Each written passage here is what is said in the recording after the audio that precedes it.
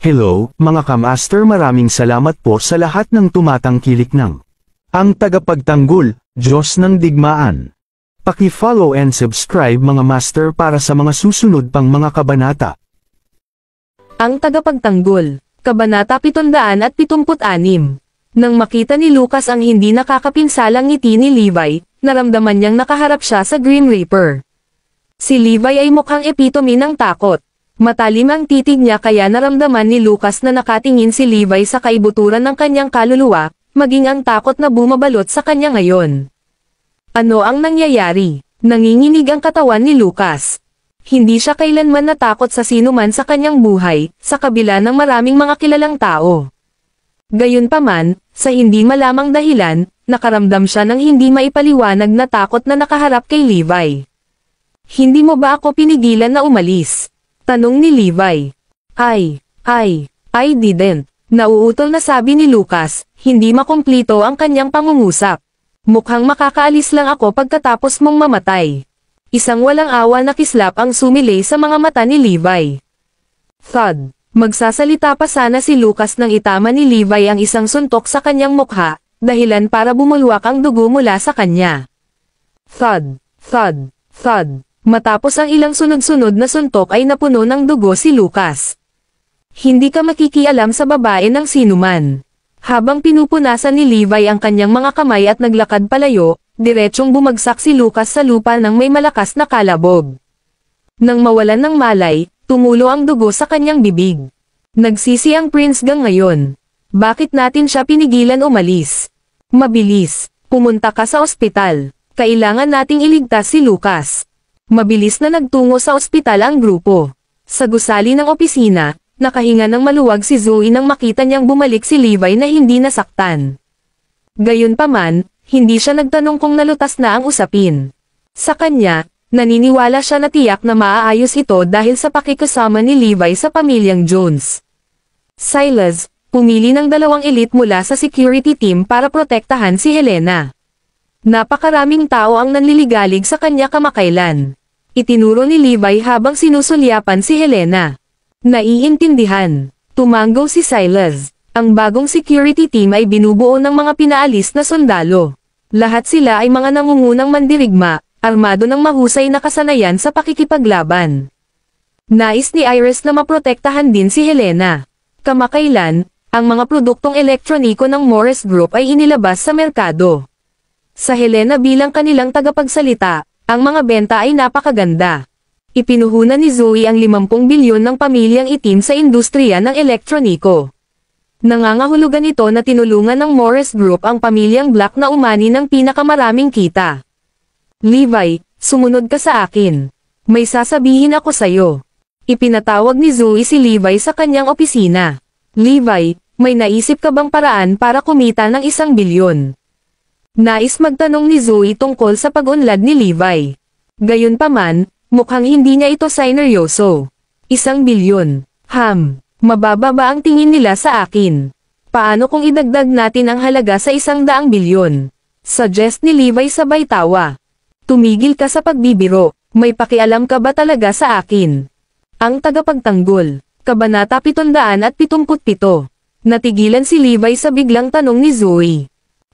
Sa paghiling sa iyo na kumita ng 1 bilyon sa maikling panahon, gusto ni Lolo at Lola na patunayan mo na karapat-dapat ka sa akin.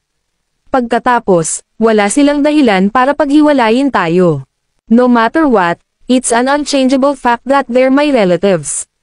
Ang tanging magagawa natin ay bigyan sila ng kasiyahan sa abot ng ating makakaya, upang ito ay win-win situation. Ngunit sa palagay ko ay hindi mo ito sineseryoso. Maliban sa pagtulog at pagkain, wala kang ibang ginagawa. Galit na sabi ni Zoe. Ngumiti si Levi. Madali lang ayusin ito. Maghintay lang at tingnan. Sa katunayan, ito ay 1 piraso ng cake para sa kanya. Kaya niyang gumawa ng 1 bilyon kahit kailan niya gusto. Gayunpaman, ipinalagay ni Zoe na ang paraan ni Levi sa paglutas ng isyo ay ang paggamit ng kanyang pagkakakilanlan bilang apo ng pamilyang Jones. Napakadaling kumita ng 1 bilyon sa pamamagitan ng paggamit ng pangalan ng pamilyang Jones. Maaaring makumbinsi nito ang pamilyang itim, ngunit hindi nasisiyahan si Zoe. Ang inaalala niya ay ang ugali ni Levi, sa halip na lutusin niya ang lahat gamit ang pagkakakilanlan na iyon. Inaasahan niya na si Levi ay maaaring magtrabaho ng husto tulad ng 6 na taon na ang nakakaraan at bumuo ng kanyang tagumpay sa kanyang sariling pagsisikap. Kaya nga, sabi ni Zoe sabay buntong hininga. Habang pinapanood niya ang lalaki na umalis, bumulong siya, sana ikasal ako sa walang kapantay, mayaman at kakilakilabot na si Levi. Gayunpaman, sa paghusga mula sa kasalukuyang sitwasyon, alam ni Zoe na ito ay ang kanyang pagnanasa lamang. Si Levi ay hindi na tulad ng dati. Bagaman imposibleng matugunan niya ang kanyang mga inaasahan, umaasa pa rin siya. Natural, hindi maintindihan ni Levi ang ibig niyang sabihin. Iniisip niya lang na nagpapatawa siya. Nang mga sandaling iyon, nasa pribadong ospital ang Prince Gang, bawat isa sa kanila ay puno ng mga pasa. Nakahinga sila ng maluwag nang ideklara ng doktor na okay na si Lucas. Tanging nose bridge at brow bone lang niya ang nabali. Kung may nangyaring masama kay Lucas, magkakagulo ang buong South City. Pagkatapos ng lahat, kabilang siya sa nangungunang 3 pamilya ng Southampton, na ang kapangyarihan ay 4 na beses na mas malaki kaysa sa mga Jones. Tiyak na magagalit ang makapangyarihang pamilyang Queen. Sa oras na iyon, sino ang kayang tiisin ang mga kahihinatnan? Sa sandaling iyon, bigla silang nakarinig ng kaguluhan sa ward ng ospital. Pagpasok sa kwarto, nakita nilang sinasaksak ni Lucas ang isang doktor ng paulit-ulit. Ang puting Amerikana ng doktor ay ganap na nabahiran ng dugo. Sinubukan ni Lucas na ilabas ang kanyang galit sa pamamagitan ng pagsaksak sa lahat ng nasa kanyang paningin. Isa talaga siyang hindi makataong mamamatay tao. Huwag kang masyadong magulo, Lucas. Iniligtas ka ng doktor. Pinigilan siya ng lahat, nagalit na sumigaw, napahiya ako ng husto. Kaya paano kung pagalingin niya ako? Talagang babalatan ko ng buhay ang Bast Asterisk Road na yan. Ang tagapagtanggol, Kabanata 778. Naiintindihan namin ang galit mo, Lucas. Pinahiya din tayo ng Bast Asterisk Road na yan. Sinira niya ang reputasyon ng Southampton Prince Gang. Tanging sa pagbabalat sa kanya ng buhay ay may lalabas natin ang ating galit. Lahat ng iba ay parehong galit na galit. Lucas, mag-focus ka muna sa paggaling. Kapag gumaling ka na, tuturuan natin siya ng leksyon. Anyway, wala na siyang takasan. Hinikayat ang iba. Sa impyerno sa pagbawi, kung hindi ko papatayin ang lalaking iyon, hinding-hindi ko ito matitiis. Ang harsh ni Lucas kahit sa sarili niya. Pinunit niya ang mga karayom mula sa mga infusion bottle mula sa kanyang kamay, bumaba siya sa kama. Nagulat ang mga nurse at doktor. Magpapagamot ako pagkatapos kong patayin ang lalaking iyon. Umalis si Lucas ng ganon-ganon lang. Gayunpaman, namamaga ang buong mukha niya, na tanging mata at bibig lang ang nakikita. Ang nangyari ngayon ay lampas sa pinakamalibang na imahinasyon ng lahat. Walang sino man ang mag-aasam na ang Prince Gang ay mapupunta sa kabang-abang na kalagayan. Hindi lang nabugbog ang natitira, maging si Lucas ay nasaktan din ng husto. Kung alam ito ng iba sa Southampton, magkakaroon ng kaguluhan. Kung ano man ang nangyari ngayon ay hindi dapat kumalat sa Southampton. Itinuro ni Lucas. Ang mga lalaki ay nagbigay ng malaking kahalagahan sa kanilang reputasyon. Kung may nakakaalam nito, magiging biro sila magpakailanman. Ngunit tiyak na kakailanganin natin ng mas maraming lalaki kung gusto nating patayin ang Bast Asterisk Road na iyon. May nagtanong, dapat ba akong magpatawag ng mas maraming lalaki ng palihim? Hindi, may makakapansin kung ang isang bihasang manlalaban sa Southampton ay ipatawag. Kung tatanungin ito ng aking lolo, hindi ko siya mabibigyan ng tamang paliwanag. Umiling si Lucas. Ano ang dapat nating gawin? Tinanong ang iba. Ang 4 na hari ng Southern Union ay may kontrol sa lugar na ito. Hihilingin ko kay Yadriel na pahiram sa akin ng ilang bihasang manlalaban. Sagot ni Lucas. Nang pumunta sila sa villa ni Yadriel, nagulat ang lalaki at ang iba pa. Paano ka napunta sa ganito? Natigilan si Yadriel. Sa totoo lang, kahit ang Southern Union ay kailangang maging maingat sa Prince Gang. Maging si Grover ay nagbabala sa mga miyembro na huwag tumawid sa gang. Kung nagsimula ang isang sigalot, tiyak na hindi basta-basta susuko ang gang. Sa katunayan, makakalaban nila ang pinagsamang puwersa ng lahat ng mayayamang pamilya sa Southampton. Kaya naman, lubos siyang nabigla sa kahabag-habag na kalagayan ng gang. Yadriel, I'll cut straight to the point. Pahiram sa akin ng 100 lalaki. Huwag mo akong tanungin kung bakit. At saka, sana manatili ito sa pagitan natin. Sabi ni Lucas. Walang choice si Yadriel kundi pumayag sa hiling ni Lucas. Agad siyang pumili ng 100 bihasang mandirigma para sa huli. Sa mga ekspertong ito, handa na ang Prince Gang na harapin si Levi. Ang tagapagtanggol, Kabanata 779. Sa Villa, iniisip pa rin ni Yadriel kung sino ang bumugbog kay Lucas. Ang taong iyon ay dapat na isang matapang na tao. Katumbas ito ng kalaban niya sa buong Prince Gang. Sir, kakaiba ito. Sino sa South City ang maglalakas loob na talunin si Lucas? Oo, wala akong maisip na kahit sino. Kahit sa Southampton, walang maglalakas loob na talunin siya, di ba? Ang kanyang mga nasasakupan ay pare-parehong nataranta, hindi makaisip ng lohikal na paliwanag. Hinaplos ni Yadriel ang kanyang baba. Siguro isang pribadong bagay. Hindi man lang siya naglakas loob na sabihin sa akin. Hindi. May isang tao sa South City na maglalakas loob na gawin iyon. Biglang paalala ng isang tao. Nagpalitan ng nakakaalam na tingin ang lahat. Agad namang napagtanto ni Yadriel kung sino ang tinutukoy niya. Dati, ang Southern Union ay dumanas ng malaking pagkawala sa parehong paraan. Tiyak na sigurado siya na ang nasa isip ay ang nakasakit kay Lucas. Walang ibang tao sa South City na maglalakas loob na bugbugin siya. Bilasan mo. Abutan mo siya. Ito ay masama. Sana hindi pa huli ang lahat. Hinabol sila ni Yadriel kasama ang iilan niyang mga tauhan. Kung sinaktan ni Lucas ang taong iyon, mawawasak ang buong Southampton Prince Gang.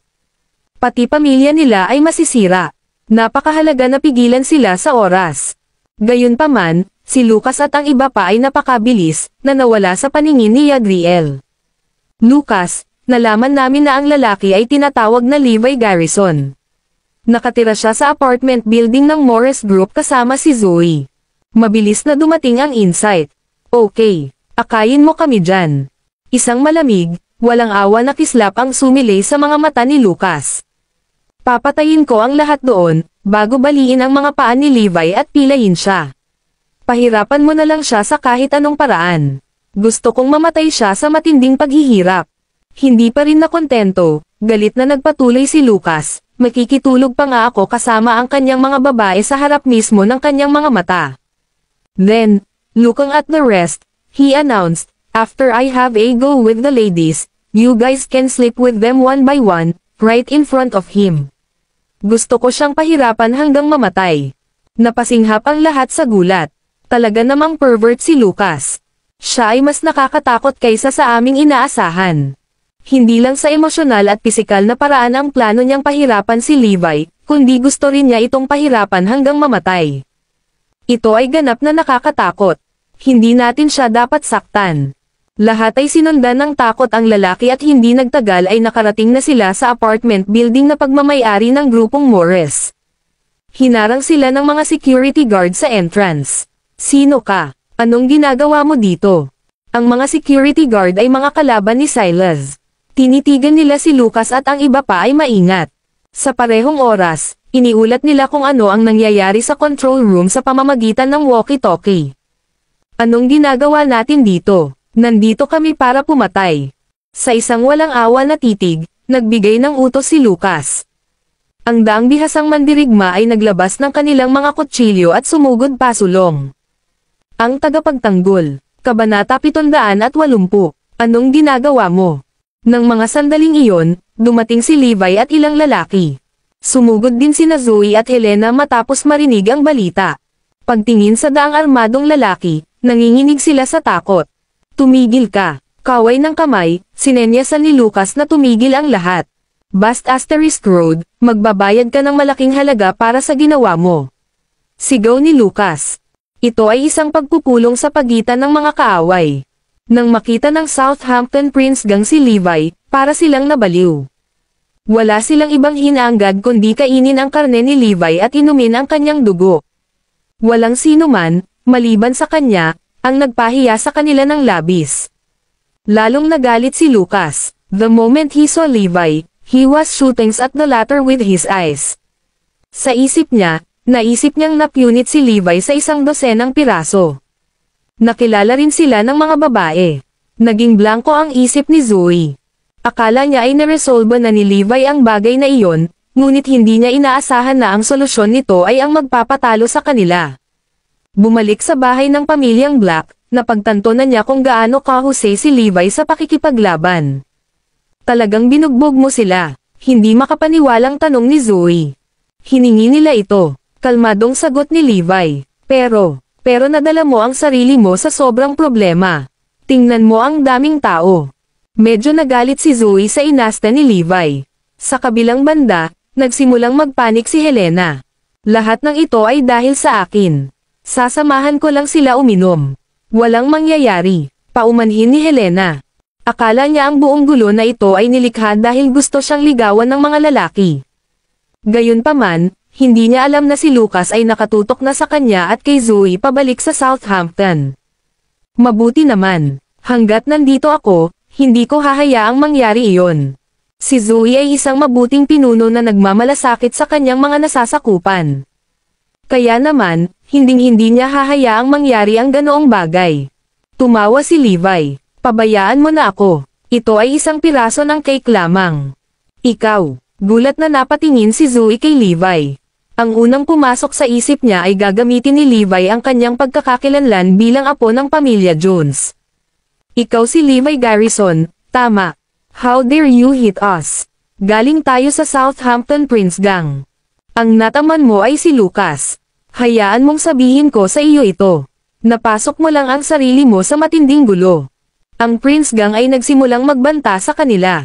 Nang marinig ni Zoe ang kanilang pinag-uusapan, nabalot ng takot ang kanyang puso. Sila ay mula sa Southampton. Tiyak na hindi natin kayang saktan sila. So, hindi ka ba nakontento sa pambubugbog mo sa gabi? Gusto mo pa bang mabugbog? Tanong ni Levi habang malamig na nakangiti kay Lucas at sa iba pa. Sa pagtingin sa kung gaano ka-arrogant ang kinikilos ni Levi, hindi na ito nakayanan ni Lucas at ng iba pa. Hatiin mo siya. Iisa lang ang iniisip na nangingibabaw sa isipan ni Lucas, patayin si Levi Garrison. Gayunpaman, isang hindi inaasahang eksena ang naganap. Ang tagapagtanggol Kabanata 781. Klang. Ang lahat ng miyembro ng Southern Union ay biglang lumuhad sa lupa at sumigaw ng pare-pareho, "Magandang gabi, Mr. Garrison." Nakakabingi sa tenga ang umaatungal nilang mga boses, na nagpa-vibrate sa dibdib ng lahat ng nasa eksena. Naiwan sa gulat sina Helena, Zoe, Lucas at ang iba pang mga tao. Nalaglag ang panga ng lahat habang nagtatakang nakatingin kay Levi. Sila ay nasa lubos na kawalang paniwala. Akala ng lahat ay pinaglalaroan sila ng kanilang mga mata. Ano ang nangyayari? Sino siya para lumuhad ang mga taong ito sa harap niya? Maaari bang ipaliwanag ng isang tao kung ano talaga ang nangyayari ngayon? Hindi nila maalis ang kanilang ulo sa tanawin sa harap ng kanilang mga mata. Si Lucas at ang kanyang mga tauhan ay higit na nabigla sa lahat. Anong kalokohan ito? Ang mga miyembro ng Southern Union ay hindi nawala sa kanilang isip. Matino sila at matino. Si Grover ay isang matalinong tao. Palihim niyang ipinakita ang larawan ni Levi sa lahat ng miyembro ng Southern Union at binalaan sila tungkol sa kanyang kakayahan. Kung nakatagpo nila siya, ang unang bagay na dapat gawin ay ang lumuhad at maiwasan ang anumang salungatan sa lahat ng mga gastos. Higit pa rito, hindi nila maihayag ang kanyang pagkakakilanlan sa sinuman. Dahil doon, nakilala nilang lahat si Levi sa unang tingin, at kinilabutan sila nang malaman na ang kanilang target ay ang huli. Kaya, lumuhad sila kaagad para mailigtas ang sarili nilang buhay. Hoy, bakit ang dami mong nakaluhod? Siya ang lalaking gusto kong patayin. Tumayo ka, nag-aalalang sigaw ni Lucas. Ngunit walang sino man ang nagbigay pansin sa kanya, at nanatili sila sa parehong posturya. Malamang na hindi sila gagalaw ng kalamnan kung hindi sila binigyan ni Levi ng karagdagang mga tagubilin. Anong ginagawa mo? Sigaw ni Lucas habang lumalakas ang kabangisan niya. Ang kanyang ekspresyon ay unti-unting naging tense dahil sa pagtaas ng pagkabalisa. Dahil dito, halos mapunit ang sugat sa kanyang mukha, at nagngangalit ang kanyang mga ngipin sa sakit. Gayunpaman, nanatili sila sa lupa at hindi gumagalaw kahit isang pulgada. Isang epiphany ang naganap nang makita ni Zoe ang nangyayari, at inakala niyang nakaluhod ang mga taong iyon dahil isa si Levi sa mga Jones. Kung hindi maiisip na gagawin nila ang ganoong bagay. Ang tanging dahilan sa likod ng kanilang kakaibang aksyon ay ang kanyang pagkakakilanlan bilang isang royalty. Higit pa rito, ang paraan ng kanilang pagtugon sa kanya ay lalong nagpatibay sa kanyang palagay. Kaya ginagamit niya ang impluwensya ng kanyang pamilya para ayusin ang mga isyu kamakailan. Parang ginagawa na naman niya, pero at least naayos na ang problema. Ano pa ang hinihintay mo? Tanong ni Levi sa malamig na tono. Ikinalulungkot namin ito, Mr. Garrison. Sabay-sabay silang humingi ng paumanhin. Pagkatapos noon, bumangon sila at nawala sa mga anino. Iniwan si Lucas at ang barkada, na tumatawag sa kanila. Nainiwan hanggang sa isang awkward na sitwasyon. Ang mga mandirigma na inupahan nila ay nagpiyansa sa kanila. Kami ay grupo lamang ng mga taunang kalaban. Wala nang paraan para makapaghiganti pa tayo kay Levi. Dapat tayong umatras ngayon. Maghintay ka. Binigyan ba kita ng permiso na umalis? Pinigilan sila ni Levi. Ang tagapagtanggol Kabanata 782. Agad silang natigilan ng kanyang boses nang maalala nila ang sakit at kilabot na binugbog ni Levi noong gabi. Pagkatapos, nagsimula silang manginig. Mawawala ang lahat ng ating mga mukha kung tayo ay bagbog muli. Sa kaso, ang kamatayan ay magiging isang kaligtasan. Pumupunta at pupunta ka sa teritoryo ko ayon sa gusto mo. Invisible ba ako sa'yo? Sumigaw si Levi sa malamig na tono, na nagpalamig sa gulugad ng lahat. Napasinghap ang karamihan sa gulat. Nauubusan na ng swerte kung sino man ang magalit sa kanya. Kalimutan na natin yon, Levi. Natalo mo na sila, at nalutas pa rin ang problema. Ang magkamali ay tao, ang magpatawad ay banal. Ayaw ni Zoe na mawalan ng kontrol ang mga bagay, kaya nagkusa siyang makialam. Sige. Isaalang-alang ang iyong sarili na maswerte ngayon. Magwala ka, sigaw ni Levi. Ang Prinsipe Gang ay tumakbo para sa kanilang buhay kaagad pagkatapos nilang palayain. Sige. Bumalik tayong lahat ngayon. Huwag kang magsalita tungkol sa nangyari ngayong gabi. Utos ni Zoe. Pagkatapos noon, naisip ni Levi na magtatanong siya tungkol sa dahilan kung bakit lumuhad ang mga taong iyon. Gayunpaman, hindi niya ginawa iyon. Parang may sagot na siya, na medyo palaisipan sa kanya. Kakaiba ang kinikilos ni Zoe kanina. Hindi man lang siya curious sa lahat ng hindi pangkaraniwang bagay na ginawa ko kamakailan. Parang sanay na siya. Ngunit hindi niya alam na ipinapalagay ni Zoe na gagamitin niya ang kanyang pagkakakilanlan bilang miyembro ng pamilyang Jones para ayusin ang mga bagay-bagay. Samantala, si Adriel, na nagmamadaling dumating, ay nabangga ang daang mandirigma na umaatres. Ginoo. Pinalaya tayo ni Garrison, napansin ng taong namumuno sa grupo. Pumalakpak si Adriel dahil napatunayang tama ang hinala niya. Sabi ko na nga ba? Si Mr. Garrison talaga. Masama ito. Napakagulo nila. Kasunod noon ay binilisan ng lalaki ang kanyang lakad. Gayunpaman, natisod niya ang grupo ni Lucas pagkatapos niyang sumugod ng buong lakas. Hindi ka ba niya pinahirapan? Naguguluhan silang tinignan ni Adriel. Sa paghusga sa personalidad ni Mr. Garrison, malabong pabayaan niya sila. Anong nangyari? Noong una ay ayaw tayong palayain ni Levi. Nagawa lang niya ito matapos siyang kausapin ng babae niya. Nagpaliwanag ang isa sa kanila. Dahil dito, nakahinga ng maluwag si Adriel. Salamat. Ay oo. Gumawa ako ng ilang mga pagsasaayos para ay escort ka palabas ng lungsod na ito. Dapat kang bumalik kaagad sa Southampton. Ang pananatili dito ay magsasabi ng kapahamakan para sa inyong lahat. Pagpupumilit niya. Ang mga taong ito ay hindi maaaring manatili dito. Malamang na itulak nilang muli ang buton ni Mr. Garrison, at siguradong patay na karne sila. Kailangan ko silang paalisan ngayon. Kahit papaano, kilala ko ang pamilyang Quinn, ang makita ang isa sa kanila na naglalaro ng apoy ay tiyak na hindi maganda sa akin. Tumigil ka dyan, sumenya si Lucas sa kanya. Sa sandaling siya ay huminto, tinitigan ni Lucas ang kanyang mga mata at nagtanong, ano ang nangyayari sa mundo? Bakit lumuhad ang mga tao mo at tinawag siyang Mr. Garrison nang makita nila ang lalaking iyon? Mukhang natakot sila sa tinatawag na Levi. Sino siya na kahit ang mga miyembro ng Southern Union ay natakot sa kanyang nakikita? Nagtaka ang Prince Gang. Oo, sino siya sa lupa? Ang tagapagtanggol Kabanata 783. Ang tanong na ito ay naglagay kay Yadriel sa isang mahirap na lugar.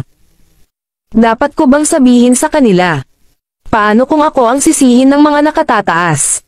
Malalagay ako sa matinding gulo pagkatapos. Habang siya ay nag-iisip, isang boses ang narinig na nagsasabing, hindi ka karapat-dapat na malaman kung sino ako.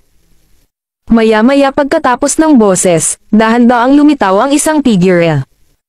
Halos lumuwa ang mga mata ni Yadriel sa kanilang mga socket matapos niyang tingnang mabuti ang taong iyon. Nakabuntot ba siya dito? Alam kong wala siyang balak na pakawalan ang Prince Gang. At the end of the day, ito na talaga si Mr. Garrison. Bago pa man siya lumuhad, sinenyasan siya ni Levi na tumabi. Si Lucas at ang iba sa kabilang banda, ay natarante nang makita siya. Anong ginagawa niya dito? Hindi ba niya tayo pinakawalan? Yadriel, gusto kong tanggalin mo siya para sa akin ngayon. Kahit anong halaga, humagulaw si Lucas, ang boses niya ay nagpapahiwatig na gusto niyang patayin si Levi. Babayaran kita ng 10 bilyon. Pinangalanan ni Lucas ang isang malaking halaga ng pera matapos makita na nanatili siyang hindi nabigla.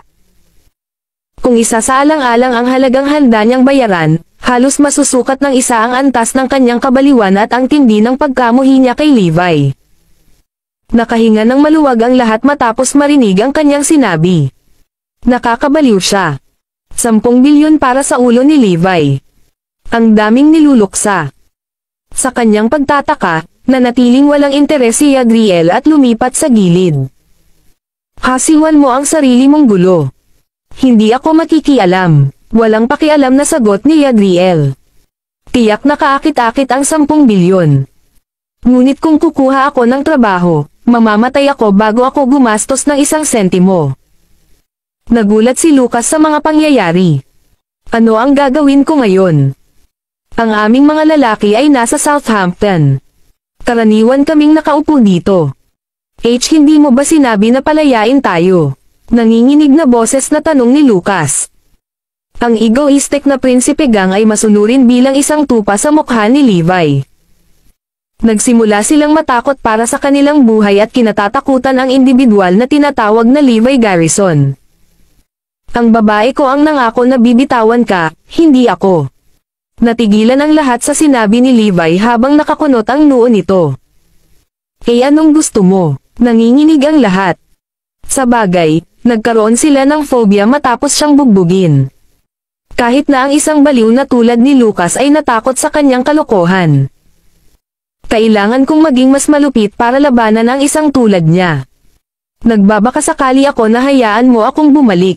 Hamon ni Lucas sa malamig na tono. Kapag nakabalik na ako sa Southampton, nanunumpa ako na magtitipon ako ng isang malaking grupo ng mga lalaki na sapat upang lipulin ang buong South City. Hindi mahalaga kung mawala ang aking mukha o karangalan, puputulan kita. Maghintay ka. Anong masasabi mo? Nakikita ko na isa ka ring walang awa na tao tulad ko. Ayusin natin ang showdown. Ipadala ang bawat lalaki na mayroon ka. Nagpatuloy siya matapos makakita ng sinag ng pag-asa. Oo. Mayroon ka bang mga bola? Kung lalaki ka, hayaan mo na kami. Magkakaroon tayo ng face-off gamit ang totoong mga espada. Sinamantala ng iba ang pagkakataon para akitin si Levi. Having said that, napatulala si Adriel na nasa gilid. Gusto ng Prince Gang na makipag-away kay Levi. Tatanggapin ba niya ito? Ang tagapagtanggol Kabanata 784. Hindi na kailangang sabihin, naunawaan ni Levi ang intensyon ng mga taong ito. Ito ay para makapag-ipon sila ng sapat na puwersa para pagbayaran ang ginawa niya. Balik ka. Iyong iba, Scram. Tinuro ni Levi si Lucas habang nag-uutos. Ha? Bakit mo ako pinipigilan? Naguguluhan si Lucas. Tumanggaw si Levi, hindi na ako kumikitil ng mga inosenteng buhay, kaya hindi kita papatayin. Ngunit hindi ito nangangahulugan na makakatakas ka sa pagpaparusa. Kailangan mong lumuhad sa loob ng 3 buong araw upang magsisi sa iyong masasamang pag-uugali. Pagkatapos mong gawin iyon ay pakakawalan na kita. Gamit ang isang kaway ng kanyang kamay, si Asher Dragon, na naka-standby, ay agad na pinigilan si Lucas. Ang iba pa niyang mga kaibigan ay nakatitig lamang ng walang magawa habang nangyayari ang eksena. Dapat kang sumagip sa akin. Magpadala ng mga tao para iligtas ako. Sumigaw si Lucas sa tuktok ng kanyang mga baga. Lumuhad ng 3 buong araw. Hindi iyon nangyayari.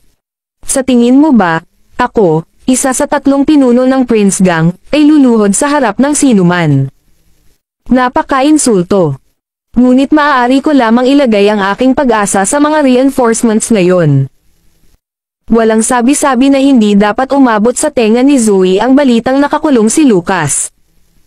Dahil dito, inilipat siya sa Guardian Mansion. Sa oras na ito, naayos na ang mga dingding at pinto sa compound. Lumuhad. Isang boses na nag-uutos ang maririnig. Gayunpaman, hindi pumayag si Lucas sa utos. Thud. Sinipa ni Asher Dragon ang likod ng kanyang mga tuhod, at agad siyang bumagsak sa lupa. Ilang sandali pa, ang kanyang mga kamay at paa ay nakatali. Kasabay nito, maraming malalaking aso ang nagbabantay sa kanya. Ang sakit at kahihiyan ay halos naging dahilan ng pag-iyak ng isang tulad ni Lucas. Lalo siyang nagalit nang pumasok sa isip niya ang karumal-dumal na karanasang ito sa loob ng 3 araw. Gayunpaman, tiyak na hindi naging maganda para sa kanya ang isang piraso ng basahan sa kanyang bibig. Ito ang pinakamasakit na sandali ng kanyang buhay. Kahit na makayanan ko ang pagsubok na ito, ako ang magiging katatawanan ng lahat.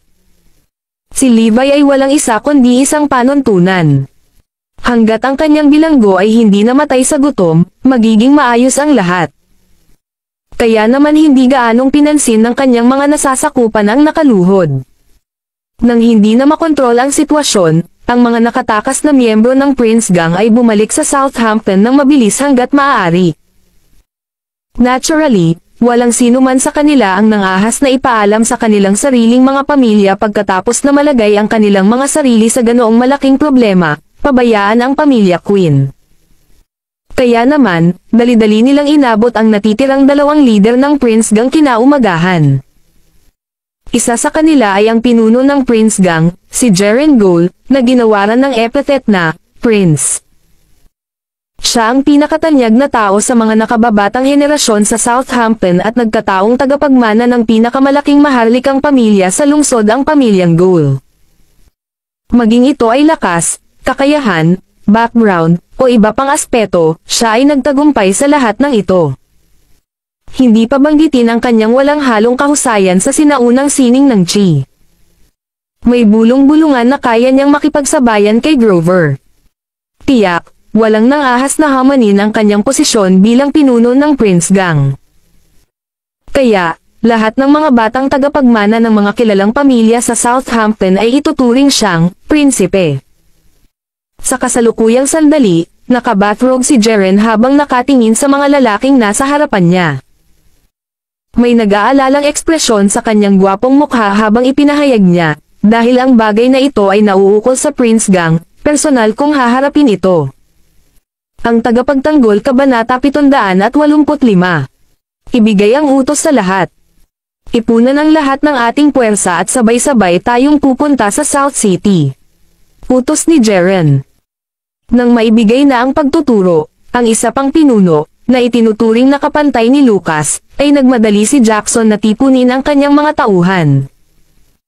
Sa pamamagitan nito, ang lahat ng nangungunang mandirigma ng Prince Gang ay nagtipon at umalis sa South City ng magkasama. Itinuring itong pinakamalaking insidente na nangyari sa Prince Gang sa nakalipas na dekada. Hindi lang isa sa mga pinuno nila ang nambugbog, kundi siya rin ay pinigil. Ito ay lampas sa isang insulto sa kanila. Para sa kanila, ang pagpapanatili ng kanilang karangalan ay mas mahalaga kaysa sa kanilang sariling buhay. Kung nawala ito, gagamitin nila ang lahat ng paraan upang maibalik ito. Ang Prince Gang ay lubos na nagalit sa pagkakataong ito na maging ang kanilang kilalang prinsipe ay dumating ng personal. Natigilan si Adriel nang marinig ito. Maging ang prinsipe mismo ay darating. Halatang nagulat siya sa katotohanan. Parang dinala na ni Jaren lahat ng top fighters niya this time. Siguradong galit talaga siya. Mayabang na tao si Jaren. Wala siyang ibang sinasagot kundi ang lalaking iyon. Gayunpaman, sa pagkakataong ito, masasaktan siya dahil ang target niya ay Yunuho. Napabuntong hininga si Adriel. Sir, dapat ba natin silang pansinin? Tanong ng isa niyang subordinate. May death wish ka ba? Ang layunin ng pagkulong kay Lucas ay para maalis niya ang Prince Gang minsan at para sa lahat. Bakit mo kami gustong isali sa laban nila? Sinaman ng tingin ni Adriel ang kanyang lalaki. Pagod na pagod si Lucas matapos lumuhad magdamag, at sa kadahilan ng iyon, ang kanyang katawan ay nanginginig ng hindi mapigilan. Kung hindi dahil sa mga nagbibigkis na lubad, nalaglag na sana siya sa lupa. Siya ay nahimatay ng 7 o 8 beses sa buong gabi. Si Lucas ay isang taong may mahusay na tibay mula sa kanyang nakagawiyang pagsasanay sa martial art.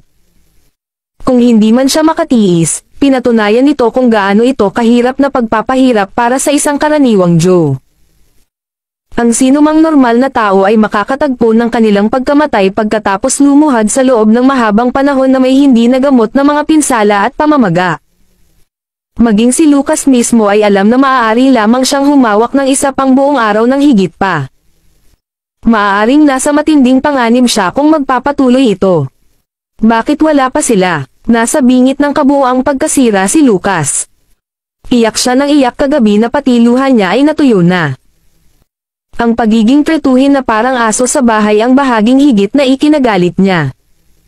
Parang kibol ang pagkaing ibinigay sa kanya.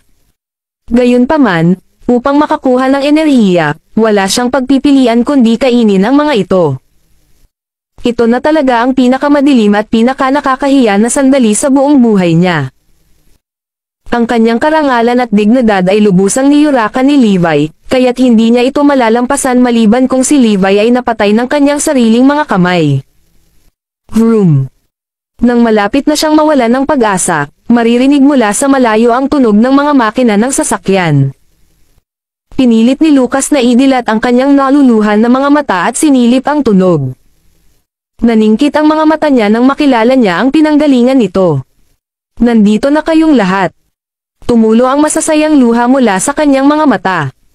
Kung hindi dahil sa basahan sa kanyang bibig, gusto niyang magpakawala ng ilang sigaw. Pagkaraan ng ilang sandali, huminto ang 12 ng mga kotse sa harap ng Guardian Mansion, at daan-daang lalaki ang bumaba sa kanilang mga sasakyan. Sa kanila ay nakatayo ang kanilang mga pinuno, sina Jaren at Jackson. Ang tagapagtanggol Kabanata 786. Ang pangalawang nakita ni Lucas ang prinsipe, alam niyang maayos na ang isyong ito. Hindi na siya natatakot sa koneksyon ni Levi sa Southern Union dahil mas dakila si Jaren kaysa sa kanila. Hindi nakipag-compromise si Jaren lalo na pagdating sa pagharap sa mga isyo ng Prince Gang. Ha. Tumawa si Lucas sa loob. Malaki ang gulo mo, Levi. Tapos ka na. Pagkatapos noon, nagpaplano siya kung paano pahirapan sina Levi, Zoe at Helena. Napuno ng isipan niya ang mga eksenang pinaghiwa-hiwa si Levi at pinakuluan ang kanyang labi sa isang kaldero.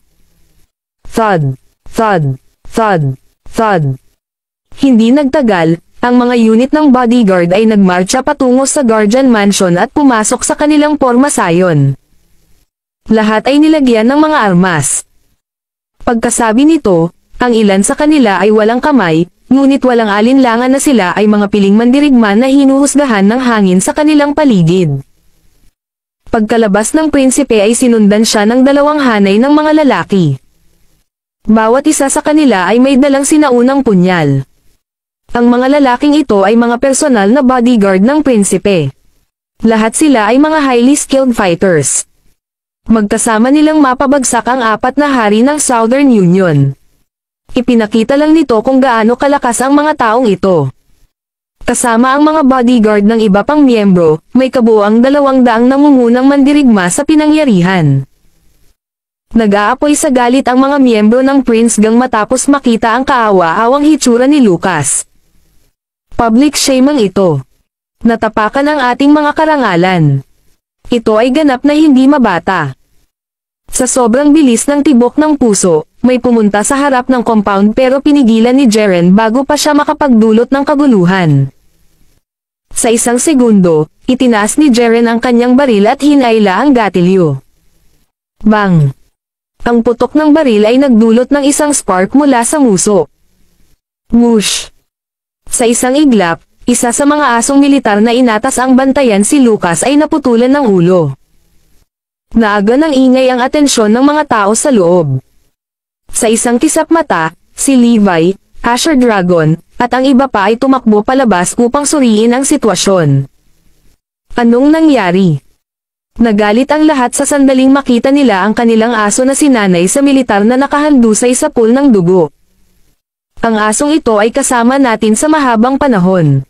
Sobra na ito. Isang matalim na kislap ang sumilay sa mga mata ni Levi habang siya ay nagpapahayag ng kalmado. Kasing liwanag ng araw na galit siya. Sapagkat ang mga asong ito ay hindi naiiba sa sino mang tao sa kanya. Ang patayin sila sa harap niya ay katumbas ng paghingi ng kamatayan. Ang tunog ng baril ay ikinaalarma ng mga tao sa paligid, at sila ay nagtipon-tipon pagkatapos marinig iyon.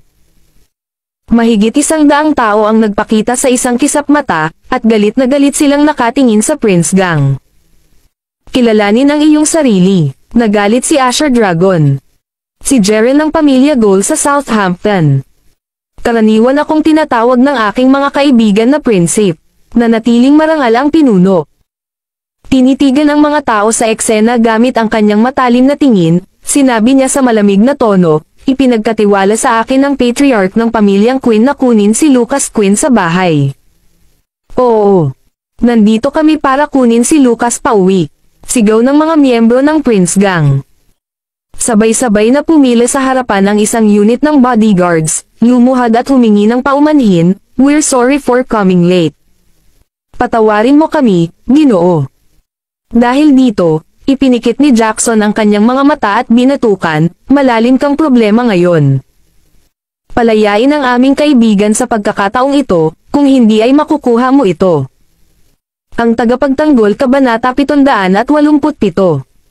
Malamig na panawagan ni Jeren, "Mas mabuting palayain mo na ang lalaki ko. Nauubusan na ako ng pasensya." Nang makitang hindi tumugon ang kabilang panig, idinagdag niya, "Bibilang ako hanggang 3. Right then, sinimulan na niya ang countdown. 3, 2, 1. Nagalit ang Prinsipe Gang sa katotohanang hindi natinag si Levi at ang kanyang mga tauhan kahit na matapos na ang pagbilang ni Jeren. Sa sumunod na sandali, sumenya si Jeren sa kanyang mga tauhan at mabangis na nagutos, sisingilan. "Ilabas mo si Lucas." Sa paglipas ng panahon, iniluwa ni Lucas ang basahan sa kanyang bibig at sumigaw, "Prinsipe, itigil ang pagbibintang." Lahat ay natigilan sa kinatatayuan habang nakatitig kay Lucas na nagtataka. Pagkaraan ng ilang sandali ng bumbilya, sinabi ni Jeren, "Tumigil ka." Sumunod ng malapitan, sinulyapan niya ang grupo ni Levi at nagpatuloy, "Nagbago na ang isip ko. Hindi ako sisingilan. Sa halip, gusto kong ikaw mismo ang maglabas sa kanya." Tumanggaw si Lucas bilang pagsang-ayon. "Nakukuha niya ako." Sinigawan ni Lucas ang grupo ni Levi, "I'll make you regret for messing with me."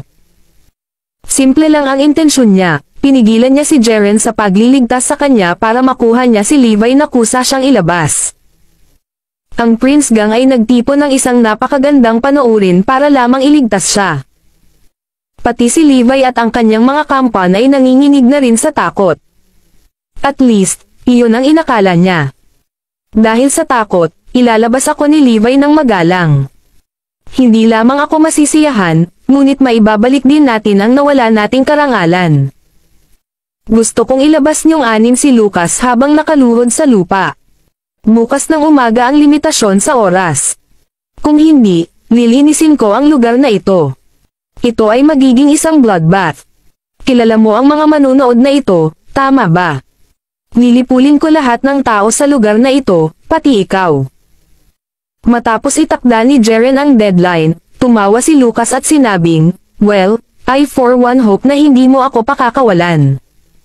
Sa pamamagitan nito, makikita kong lahat ng tao sa lugar na ito ay pinatay. Hoy, buddy. Maghihintay kami sa bakana ng kalye. Mag-anatay ka lang dyan. Pagkatapos magsalita, pinangunahan ni Jaren ang kanyang mga tauhan palabas ng compound at naghintay sa sinabi niya. Huwag kang mag-alala, prinsipe. Kaya kung kumapit ng mas matagal. Pero natatakot ako na baka ilabas nila ako.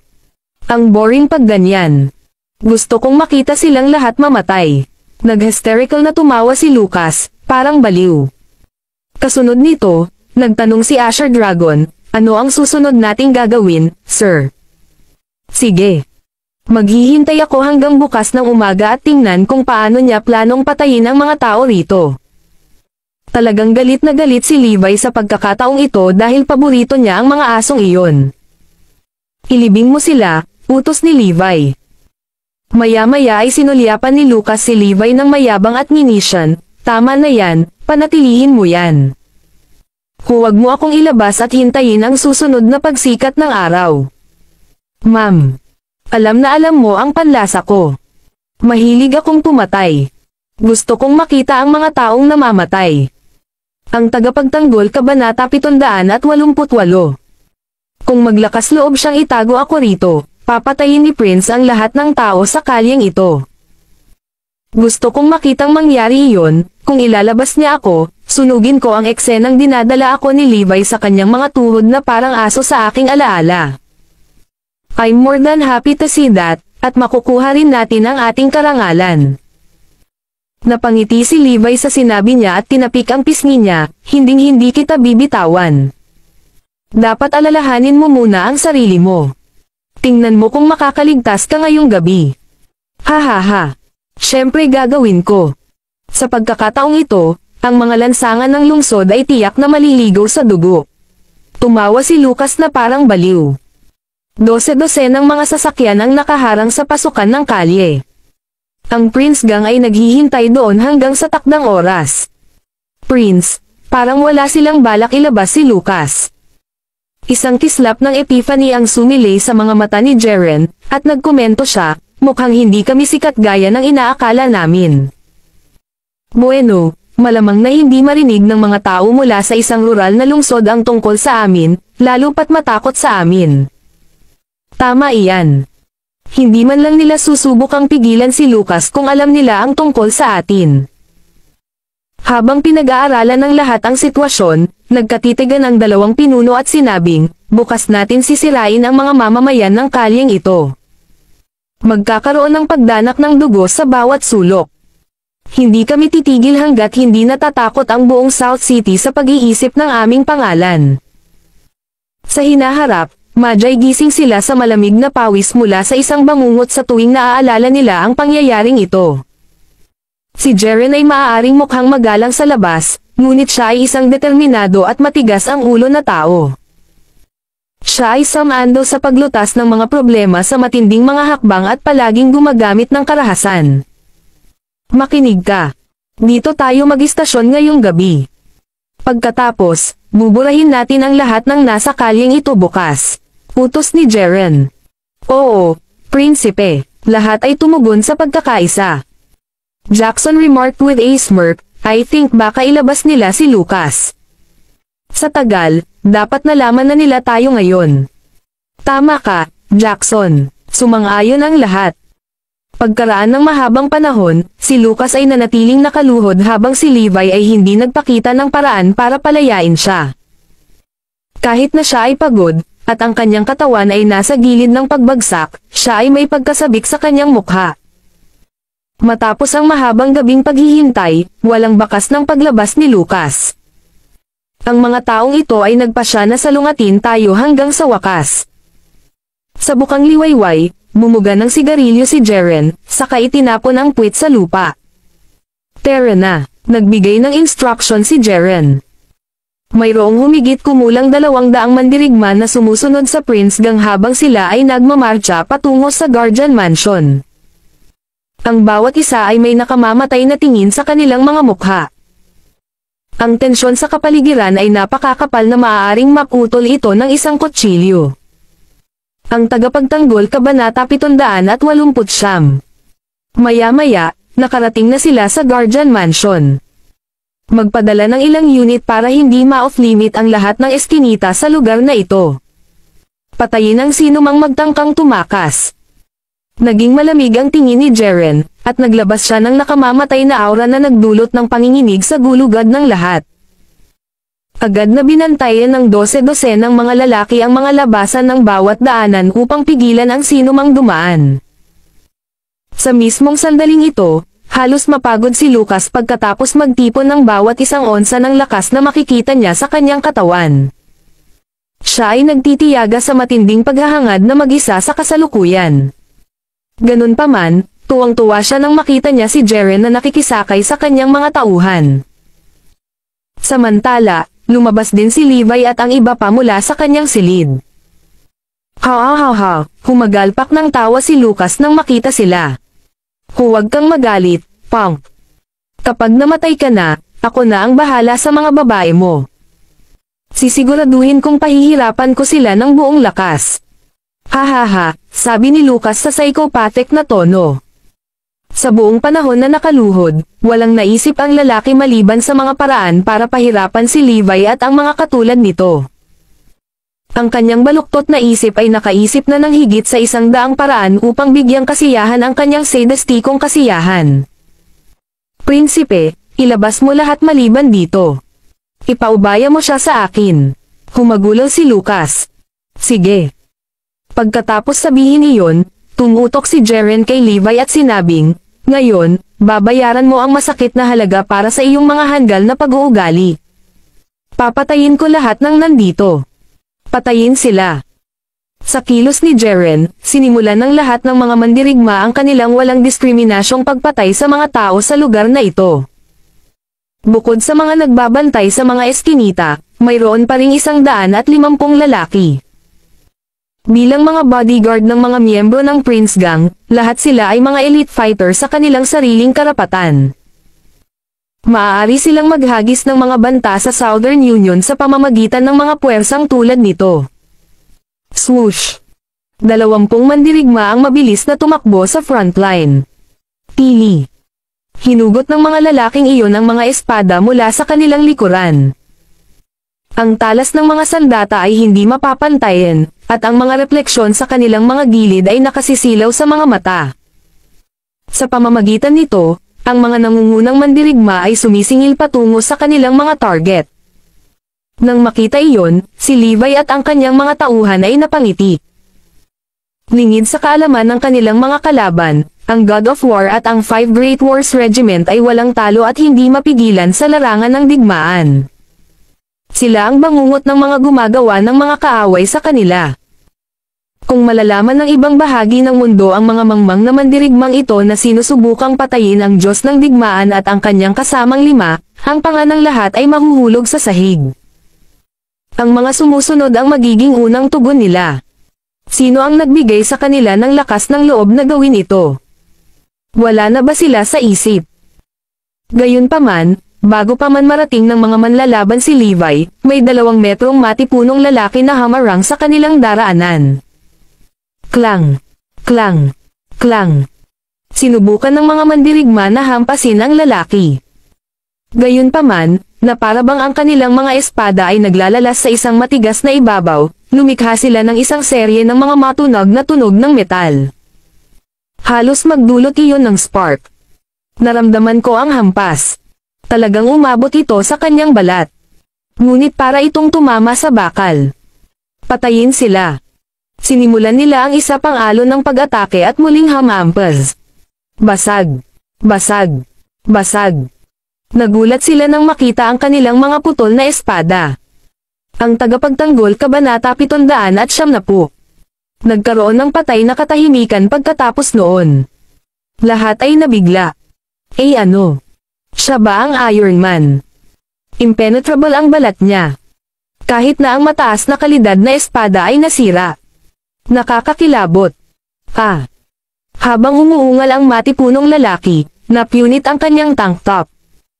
Ang lalaki ay may gutay-gutay na hitsura, na may mahusay na nabuo na mga kalamnan na sumasakop sa bawat pulgada ng kanyang balat, at sila ay matigas na parang bakal. Ang itim na pagong. Masyado siyang napapansin dahil sa balto ng kanyang pangangatawan. Kaya naman, palagi siyang pinapaalalahanan ni Levi na maging mahinahon at iwasang ipadala siya sa mga misyon. Pero ipinatawag siya ngayon dahil may mga dumating para sa isang showdown. Ang Black Tortoise ay isang martial art practitioner. Ang kanyang mga kasanayan ay ginawa ang kanyang katawan na hindi malalampasan, tulad ng isang layer ng bakal na tumatakip sa kanyang balat. Natagpuan siya ni Levi sa larangan ng digmaan 4 na taon na ang nakalilipas. Sa panahong iyon, siya ay isang walang takot at hindi matatalo na mandirigma. Ang lalaki ay hamarang ng hindi mabilang na putok para kay Levi noong nakaraan. Sa kanyang malabakal na katawan, wala ni isa sa mga bala ang nakatusok sa kanyang balat, lalo pa ang ilang espada. Bam! Bam! Bam! Parang bulldozer, dinurog ng Black Tortoise ang mga mandirigma ng Prince Gang. Sa loob ng ilang sandali, daan-daang mandirigma ang naiwang nakahandusay sa sahig at sumisigaw sa matinding paghihirap. Ito ay isang malagim na tanawin. Naiwan sa gulat ang Prince Gang. Daan-daang mga nangungunang manlalaban natin ang hindi nabigyan ng pagkakataon. Ano ito? Alam namin ang lakas ng aming mga tauhan, ngunit sila ay lubos na natalo. Tao ba ang lalaking iyon? Si Lucas, na nakaluhod pa rin sa compound, ay blankong nakatingin sa mga nangyayari. Pagkatapos nito, halos sa isang iglap ay naglaho sa manipis na hangin ang pagiging mahiyain ng Prince Gang. Lahat ay natakot nang hindi makapaniwala. Right then, Jackson squinted his eyes while Jaren furrowed his brows and glared at Levi's group. Ang mga bagay ay nagiging nakakalito. Ang pagliko ng mga pangyayari ay medyo natarante si Jaren. Kunin mo ang kanyang ulo. Malamig na hiling ng pinuno ng gang. Ang 20 mandirigma na sumusunod sa kanya ay bumunot ng kanilang mga espada at tumakbo pasulong. Ang mga lalaking ito ang kanyang trump card. Ang mga espadang ginamit nila ay hindi ordinaryong mga espada, sila ay sinaunang punyal na may napakatalas na mga gilid. Tili. Ang malamig na mga gilid ng mga sinaunang punyal ay tumama sa katawan ni Black Tortoise. Klang. Napatras siya ng ilang hakbang pagkatapos ng maraming laslas, at nagsimulang lumitaw ang mga puting marka sa kanyang katawan. Kung magpapatuloy ang mga pag-atake, kahit ang mga katulad ng Black Tortoise ay masusugatan. Iba talaga ang sinaunang punyal.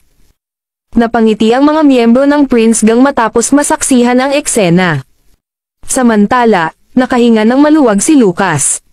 Kahanga-hanga si Prince gaya ng dati. Sino pa ang maglalakas loob na hamanin siya? Umalis ka, Black Tortoise. Ito ay mga sinaunang punyal. Hindi mo kakayanin ang talino nila, utos ni Levi. Matapos marinig ang utos ay tumabi siya na puno ng mga puting marka ang katawan. Sinilip ni Jaren si Levi at Munition, mukhang minaliit kita. Gayunpaman, hindi mo pa rin matatakasan ang iyong kamatayan. Patayin siya. Ang tagapagtanggol Kabanata 771. Itinaas ng 20 lalaki ang kanilang mga espada ng mataas, na humarap kay Levi at sa kanyang mga tauhan. Whoosh! Biglang bumuhay ang malakas na bagzo ng hangin at may silhouette na kumikislap na dumaan sa kanila na parang kidlat. White Tiger iyon. Sa 5 hari ng digmaan, ang Black Tortoise ang pinakamagaling sa depensa habang ang White Tiger ang pinakamagaling sa opensa. Wham! Wham! Ang White Tiger ay humarap sa karamihan ng mga lalaki, ang kanyang mga suntok ay pumuputok ng napakabilis na naging malabo. Ilang sandali pa, huminto siya sa kanyang kinatatayuan. Thud! Thud! Thud! Lahat ng 20 kalaban niya ay lumukat sa lupa na parang mga puppet na naputol ang mga string. Isang patay na katahimikan ang bumalot sa eksena. Namutla ng husto ang mukha ni Jaren. Paano siya napakalakas?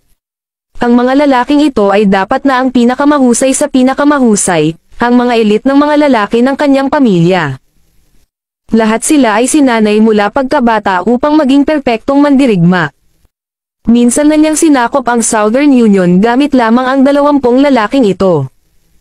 Walang nakakapigil sa kanila noon.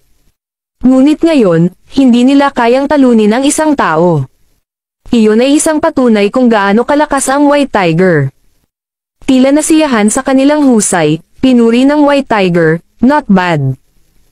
Kayo ay mas malakas kaysa sa mga taong iyon mula sa Southern Union. Pinukpok ang isang daliri kay Jaren, nagpatuloy siya, your turn. Masasabi niyang mas makapangyarihan pa si Jaren kaysa sa 20 lalaking kagagaling lang niya. Mamatay, sigaw ni Jaren habang tumatalon sa White Tiger.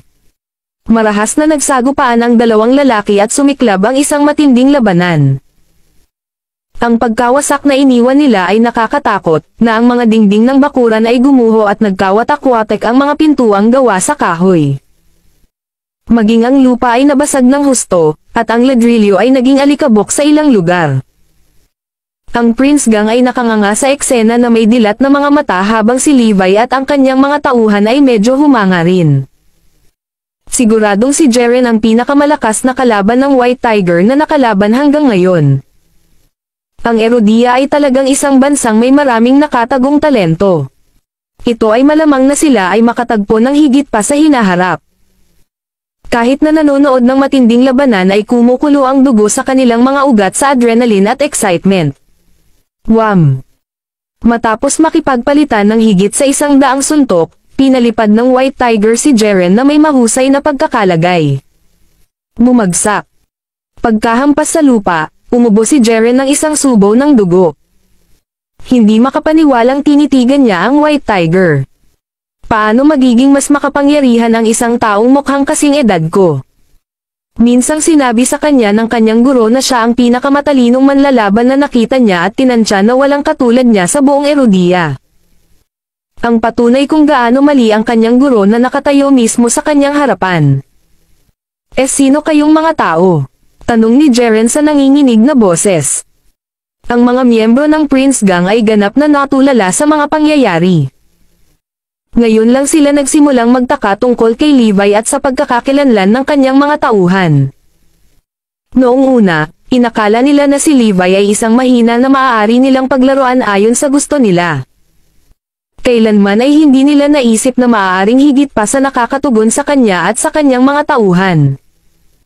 Ngumisi si Asher Dragon at sumagot, kayong mga brats ay hindi karapat-dapat na malaman ang aming tunay na pagkatao. Para kay Levi at sa iba pa, ang mga miyembro ng Prince Gang ay walang pinagkaiba sa mga bata. Si Lucas, na nakaluhod pa rin sa bakuran, ay napawisan ng maalala niya kung paano lumuhad ang daan-daang lalaki mula sa Southern Union sa harap ni Levi. Pinagalitan natin ang isang taong hindi dapat. Nagpumigla si Jaren sa kanyang mga paa. Pinunasan ang dugong tumutulo sa gilid ng kanyang labi bago sinabing, mga Ginoo, paano na lang natin isasantabi ito bilang isang hindi pagkakaunawaan at itago ang lahat sa atin? Hihingi kami ng tawad sa iyo at tapos na. Sino ang nagbigay sa iyo ng karapatang tawagin itong hindi pagkakaunawaan? Sagot ni Levi sa malamig na tono. Ang tagapagtanggol Kabanata 772. Natigilan si Jaren at ang iba pang miyembro ng Prince Gang sa sinabi ni Levi. Sa wakas ay lumubog na sila sa matinding gulo sa pagkakataong ito. At the rate things were going, baka mamatay na lang sila dito sa South City. Ito ang dahilan kung bakit kinailangan nilang lutasin ang usaping ito ng mapayapa hanggat maaari. Bahagyang ibinaba ni Jeren ang kanyang ulo bilang pagsuko, na kumakatawan sa pagkatalo ng Prinsipe Gang. Ito ang unang pagkakataon mula nang itatag ang Prince Gang na talagang natalo sila sa isang tao. Sa tuwing dati, sila ang laging nagtutulak sa iba at natatapakan ang mga natalong kaaway. Sa kasamaang palad, sa pagkakataong ito ay may nakasalubong silang mas mahirap kaysa sa kanila. Ngayon ay isang araw ng lubos na kahihiyan para sa Prince Gang, ang unang pagkakataon na naranasan nila ang gayong kahihiyan. Hindi lamang sila na disgrasya bilang isang grupo, ngunit ito ay isang malaking dagok din sa kanilang mga individual na ego. Bilang pinuno ng Prince Gang, si Jeren ay hindi isang taong ayaw makipagkompromiso. Pinlano niyang patahimikin si Levi ngayon at pagkatapos ay bumalik sa Southampton sa isa pang pagkakataon upang bumangon muli. Humalaklak siya ng mapait, sinabi niya, "Sir, nagkamali kami na naprovoke ka muna. Hindi rin dapat namin iniinsulto ang babae mo. Ngunit ang lahat ng bagay ay maaaring gawin ng mapayapa. Ang pagkakaroon ng kaibigan ay mas mabuti kaysa gumawa ng bagong kaaway." Gayunpaman, ang tugon ng isa pang lalaki ay parang isang malupit na sampal sa mukha. Ngumisi si Levi, "Sorry. Sigurado akong nasa libo-libo na ang mga kaaway ko. Ang ilan pa ay talagang walang gaanong pagkakaiba. Hindi mo ba naisip na medyo hindi ka makatwiran? Isinantabi ko na ang pride ko dito. Bukod pa rito, ang bawat isa sa atin ay nagmula sa isang maimpluwensyang pamilya sa Southampton. Lahat tayo balang araw ay magiging mga ulo ng ating mga pamilya. Ang laban sa amin ay laban sa lahat ng kilalang pamilya sa Southampton." Mayabang na sabi ni Jeren. Ang kanyang mga salita ay nagudyok sa iba pang mga miyembro ng Prince Gang na buong pagmamalaki. Tama iyon. Sila ay mula sa pinakatanyag na pamilya sa Southampton. Sino ang nangahas na saktan sila? Gaano man kalakas si Levi at ang kanyang mga tauhan, walang paraan na magkakaroon sila ng lakas ng loob na labanan ang Prince Gang. Kung hindi dahil sa paggalang sa mismong mga miyembro ng gang at least sa iba't ibang pamilya na kanilang pinanggalingan. Mukhang natuwa si Levi. "So, kaya, kailangan mong bigyan kami ng tamang paggalang. Ang bagay na ito ay dapat ayusin ng maluwag nang walang anumang kaguluhan." Nakangiting sabi ni Jeren. Sa kabila ng kalmado na tono, may namumunong undercurrent dito na walang puwang para sa argumento. Sa isang paraan o iba pa, makukuha ng Prince Gang ang paggalang na inaakala nilang nararapat sa kanila. Nang makitang hindi na nagsalita pa si Levi, idinagdag ni Jeren, "You're a formidable person in your own right. Hindi ba mas mabuting magkaroon ng maraming kaibigan, lalo na kung sila ay mula sa pinakamayayamang pamilya sa Southampton? Makikinabang ka lang sa ganoong relasyon." Sa wakas, sumagot si Levi, "Kaya dapat kalimutan ko na ang lalaking iyon doon ay ininsulto ang aking asawa at sinubukan akong patayin ng ilang beses. Dapat ko ring baliwalain ang katotohanan na pinatay mo ang aking minamahal na aso at nagbanta na patayin ang isang buong blok ng mga sibilyan. Yan ba ang sinasabi mo? Tama iyan. Ang lahat ng ito ay isang malaking hindi pagkakaunawaan, walang big deal." Ngumisi si Jeren. "Hindi mo ba naiisip na masyado kang maliit? Hindi ba mga aso lang sila? Ano ang mahalaga? At kung pipilitin kong ituloy ang bagay na ito?" Mahinang tanong ni Levi. Pagkatapos ay gumawa ka ng mga kaaway sa lahat ng mga kilalang pamilya sa Southampton. Isang masamang kinang ang lumitaw sa mga mata ni Jeren. Ang tagapagtanggol Kabanata 773. Smack. Bumaba ang kamay ni Levi at pinalo niya ang isang malakas na sampal sa mukha ni Jeren. "Kung ganoon ay, maaaring ito ay isang aso lamang sa iyo ngunit sa amin, ito ay isang buhay, humihingang nilalang. Ito ay isang mahalagang buhay. Kaibigan natin iyon, ang ating kasamahan." Napaungol si Levi sa galit. Siya ay mabuti at tunay na baliw sa oras na ito. Isa sa mga aso ang palagi niyang kasama noong nasa militar pa siya. Ang paglalaro nito ay palaging nagpapasaya sa kanyang araw at nakatulong sa stress ng pakikipaglaban sa isang digmaan. Magkasama silang nasa frontline at nakipaglaban sa maraming laban. Pagkatapos nilang magretiro sa militar, dinala niya ito pabalik dito. Ngayon, pinatay ni Jeren ang kanyang mahalagang aso at nagkaroon ng lakas ng loob na sabihin na ito ay, mga aso lamang. Para sa akin, ang buhay nito ay higit na mahalaga kaysa sa iyong hamak. Ang kanyang commanding aura ay sumabog sa kanyang paligid, na nagbibigay ng matinding pressure sa lahat ng naruroon. Sa sobrang lapit sa kanya, nanumpa si Jeren na bumaba ng ilang degree ang temperatura sa paligid, dahilan para manginig siya. Ang taong iyon ay pumatay ng napakaraming tao mula noong siya ay dumating sa South City. Tingnan mo ang doktor. Siya ay isang taong nagsumikap upang iligtas ang mga buhay. Niligtas ng lalaking iyon ang asungot na iyon, ngunit paano nasuklian ng loko ang kanyang kabaitan? Hindi ba big deal sa iyo ang lahat ng ito? Paano ang iyong intensyon na patayin ang lahat sa kalyeng ito noon? Maliit na bagay din ba iyon sa iyo? Kung tayo ay mga mahihinang lalaki, baka patay na tayo ngayon. Parang mga bala ang mga tanong ni Levi kay Jeren, na nagugat sa kanya sa mismong lugar. Ang natitirang bahagi ng Prince Gang ay namumutla sa kanilang takot. Walang sino man sa kanila ang nangahas na huminga ng napakalakas kung sakaling matutuon ang galit ni Levi sa kanila. Isang matigas na kislap ang pumasok sa mga mata ni Jeren at nagtanong siya, ibig sabihin ba nito ay hindi mo na kami pakakawalan? Hindi man sa ngalan ng mga pamilya ng Southampton. Seryoso ka bang naisip ko? Kayong lahat, lumuhad. Utos ni Levi. Ang White Tiger at ang iba pa ay lumukso sa pagkilos. Sa loob ng ilang minuto, wala ni isang tao ang nakatayo sa harap ni Levi. Makakapagsalita ka ng nakaluhod. Napatingin si Levi sa nakaluhod na si Jeren habang sinasabi ito. Napaka-insulto. Ito na marahil ang pinaka-nakakahiyang sandali na naramdaman ni Jeren sa kanyang buhay. Siya ang pinuno ng Prince Gang. Isang prinsipe sa mga prinsipe. Ngunit dito siya nakaluhod sa harap ng iba. Ito ay hindi katanggap-tanggap. Kinagat niya ang mga ngiping nakakuyom, "You have some guts to do this to us." Isa kang patay na tao. Maghintay ka lang at tingnan. Isang malupit na ngiti ang gumuhit sa labi ni Levi. Ngayon, oras na para ayusin ang score sa bawat isa sa inyo. Pinuntahan niya si Lucas at huminto sa harap ng isa pang lalaki. Dahil nagnanasa ka sa asawa ko, kastahin mo siya. Hindi.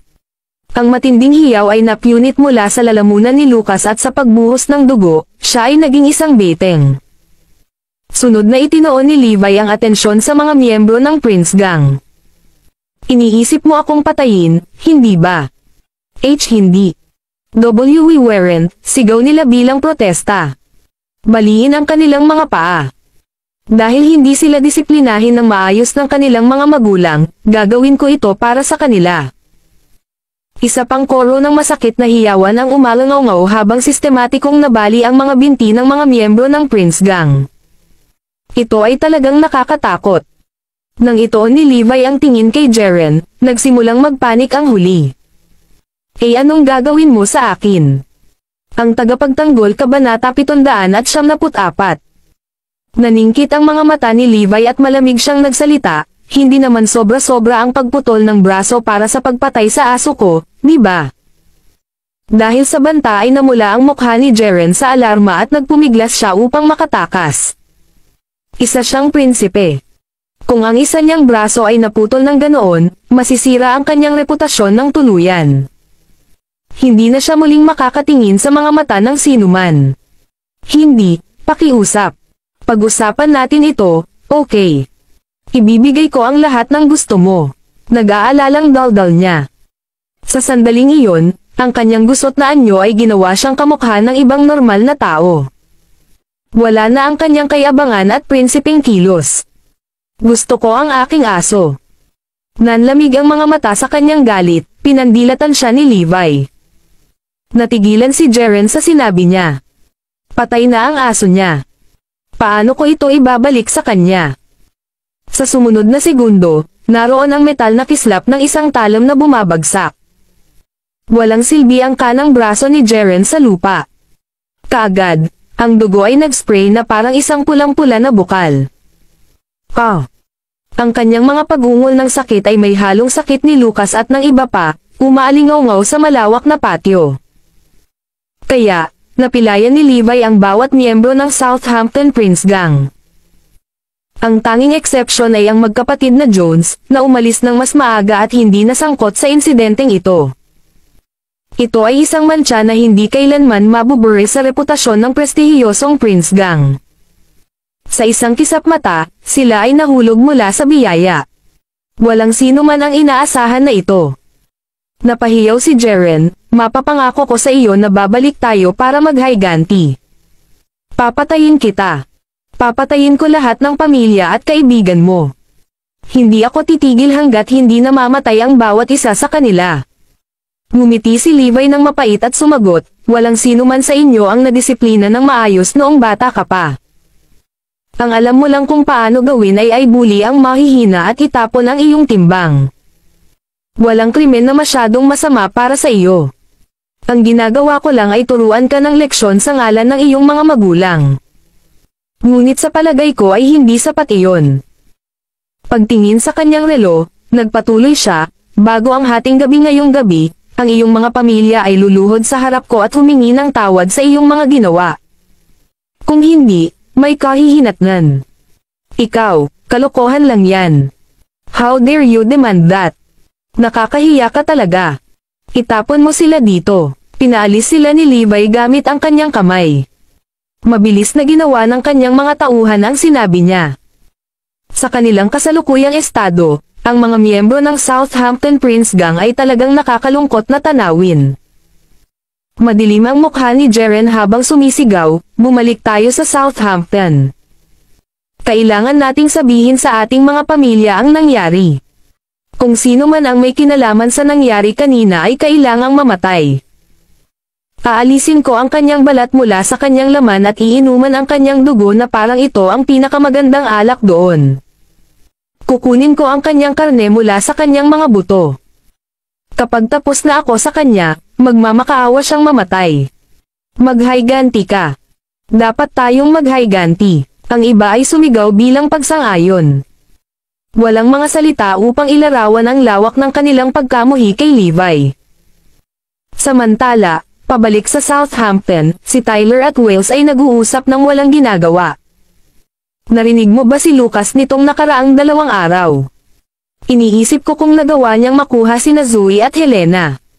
Wala silang natanggap na balita mula sa iba mula nang bumalik sila sa Southampton. Ang tagapagtanggol Kabanata 775. Humalaklak si Wales at sumagot, si Lucas ang pinag-uusapan natin. Ang pagkuha ng babae para sa kanyang sarili ay larong pambata para sa kanya. Pinag-isipan iyon ni Tyler at kailangang pumayag. Si Lucas ay isang dominanteng tao na palaging ginagawa ang gusto niya sa Southampton. Walang sino man ang nangahas na pigilan siya dito, kaya sino ang magkakaroon ng lakas ng loob na gawin ito sa South City? Pero bakit hindi pa siya bumabalik? At wala ring balita sa kanya. I tried calling him but strangely enough, naka-off ang phone niya. Dahil medyo mas maislan kaysa sa kanyang kapatid, naramdaman ni Tyler na may mangyayari. Sobrang saya siguro niya. I wouldn't mind sleeping kasama ang 2 dilag. Una ni Wales na may nakakalokong ngisi. Nakakunot ang kanyang noo, pinag-isipan ni Tyler ang lahat ng nangyari sa ngayon. Bigla siyang nagmungkahi, sa palagay mo ba ay nagkaroon siya ng problema? Bakit mo sasabihin iyan? Narinig ko si Jaren at ang iba pang Prince Gang ay umalis din sa Southampton ngunit walang sino man ang nakakaalam kung saan sila nagpunta. Nagsisimula na akong maghinala na may nangyari kay Lucas at tinulungan nila siya. Napaisip si Tyler. Tinapik ng kapatid niya ang balikat niya. Oh, sige. Nag-overthink ka sa mga bagay-bagay. Isipin mo na lang kung sino ang nasa tabi ni Zoe. Si Levi lang. Sa tingin mo ba ay may magagawa siya kay Lucas? Hindi tulad ng magagawa niyang pilayin si Lucas ng lahat ng tao. Totoo yan. Si Levi ay isang walang kwentang basura. Ano ang pinag-uusapan ninyong dalawa? Biglang umalangaw ang boses ni Michael mula sa likuran nila. Lolo, pinag-uusapan natin si Levi, sagot ni Wales. Agad na nagdilim ang ekspresyon ni Michael. He snapped, di ba sabi ko wag mo nang banggitin si Levi Garrison? Hindi siya karapat-dapat sa ating atensyon. Lolo, ganito po. Mabilis na ipinaalam ni Tyler kay Michael ang nangyari kay Lucas. Nang matapos siya, sumilay ang ngiti sa mukha ng matanda. So yun ang nangyari. Napahamak si Levi ngayong nakatitig na sa kanya si Lucas. Sa totoo lang, si Levi ay isang maluwag na dulo ng pamilya Jones na maaaring bumalik upang kagatin tayo sa hinaharap. Sa kasamaang palad, hindi natin siya basta-basta maalis. Ito ay isang magandang pagkakataon na dapat nating pasalamatan si Lucas. Napangiti si Wales ng baliw sa sinabi ng kanyang lolo. Sobrang totoo. Walang paraan na makakaligtas si Levi sa isang paghaharap kay Lucas. Hindi na natin siya kailangang alalahanin pa. Sumimangot si Tyler at nagpahayag ng kanyang mga alalahanin, na sinagot ng kanyang lolo ng, Tyler, you're really overthinking things. Maging ibang tao, baka nasa panganib si Lucas. Pero si Levi lang ito. Sa palagay ko ay hindi niya kayang gumawa ng anumang gulo, lalo pa ang pagiging isang banta kay Lucas. Isang mapang-asar na muso si Michael. Ang paghahambing nina Lucas at Levi ay parang paghahambing ng isang kuting sa isang tigre. Ang tagapagtanggol Kabanata 776. Sa isa sa mga downtown area ng Southampton. Sa kabila ng pagiging isang downtown area, ang partikular na lugar na ito ay walang laman. Walang kahit isang kaluluwa ang makikita sa loob ng 10 kilometrong radius nito.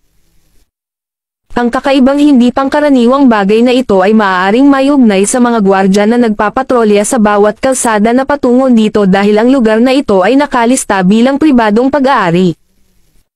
Kung kanino pag-aari ang ari-arian, ito ay walang iba kundi ang pinakakilalang pamilya sa Southampton, ang maharlikang pamilya ni Gould.